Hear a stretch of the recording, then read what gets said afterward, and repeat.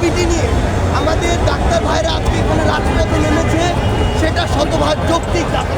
উনি হাসিনার কাছে বিগত 16 বছর কিছু প্রত্যাশা করিনি, কিন্তু আমাদের এই অন্তর্বর্তীকালীন সরকারের কাছে প্রত্যাশা হলো এই সময় তার যে বয়স থাকে, তার একটি পরিবার থাকে, তার একটি সংসার থাকে। সেই জায়গায় বাংলাদেশের এমন একটা দুর্ভাগ্যজনক পরিস্থিতি যে তাদেরকে আসলে রাস্তায় নেমে 5,000 করে তাদের এই যে বেতন এবং ভাতা বাড়াতে হয়। আমরা দেখেছি যেটা 15,000 দিয়ে শুরু হয়েছিল, 20,000 হয়েছে, 25,000 হয়েছে। আজকে 2024 সালে এই অবস্থায় দাঁড়িয়ে 25,000 টাকা দিয়ে একটা পরিবার কিভাবে চলা সম্ভব, এই জবাব আসলে বাংলাদেশে দেওয়ার মতো কেউ নেই।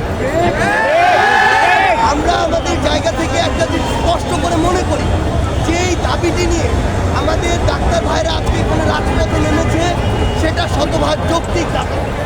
আমাদের জায়গা থেকে জাতীয় নাগরিক কমিটির পক্ষ থেকে আমরা আমাদের অর্থ মন্ত্রণালয়ের সচিব মহোদয়ের সাথে কথা বলেছি, স্বাস্থ্য মন্ত্রণালয়ের সচিব মহোদয়ের সাথে কথা বলেছি, আমাদের হেলথে যিনি কো-অ্যাডভাইজার রয়েছেন আমরা তার সাথে কথা বলেছি। পাশাপাশি আমাদের সাথে আমাদের ডাক্তারদের প্রতিনিধি দল ছিল এবং তারাও তাদের জায়গা থেকে একাধিকবার কথা বলেছে।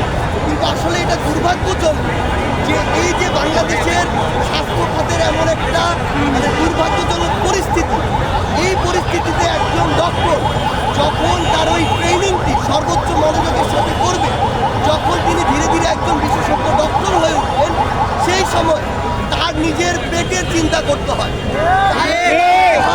তার চিন্তা করতে হয় তার পরিবার কিভাবে চলবে, তিনি সংসার করবেন কিনা, তার সংসার চলবে কি, এই চিন্তা নিয়ে বাংলাদেশে কখনো একজন বিশেষজ্ঞ ডক্টর তৈরি হওয়ার মতো পরিবেশ হতে পারে না।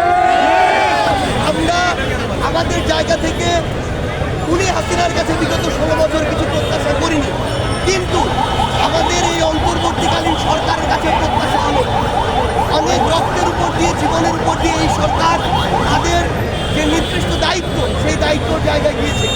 আমরা আমাদের জায়গা থেকে স্পষ্ট করে শুধু একটি কথাই বলি, আমাদের যারা ট্রেনি ভাইরা রয়েছেন, বোনেরা রয়েছেন, তাদের সাথে একাত্মতা ঘোষণা করে স্পষ্ট করে একটি কথাই বলি, আমরা তাদের এই দাবিটিকে যৌক্তিক মনে করছি এবং তাদেরকে অন্তত নবম গ্রেড সমমান সুযোগ সুবিধা সম্পন্ন যে সকল সুযোগ সুবিধা রয়েছে এবং ভাতা রয়েছে, সেগুলো যেন অবশ্যই প্রোভাইড করা হয়।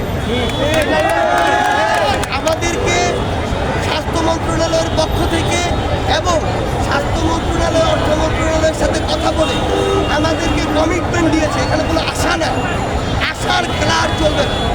আমাদেরকে কমিটমেন্ট দিয়েছে আগামী বৃহস্পতিবার বিকাল 5টার মধ্যে এই যে নবম গ্রেড সমমান সুযোগ সুবিধা সম্পন্ন পোস্ট গ্রাজুয়েট ট্রেনি ডক্টরদের যে তাদের যে ভাতা এবং অন্যান্য সুবিধা, সেই সুযোগ সুবিধা সম্পন্ন যে ঘোষণাটি হবে, এই ঘোষণা বৃহস্পতিবার বিকাল 5টার মধ্যে আসতে হবে।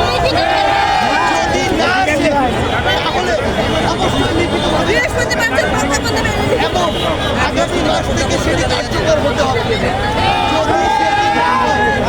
স্পষ্ট করে বলছি, আমাদের সাথে ডাক্তার যে ভাই বোনরা রয়েছেন তারা আমাদের এই অভ্যুত্থানের সহযোদ্ধা, আমাদেরকে তাদের দিক দিয়ে দেখতে হবে।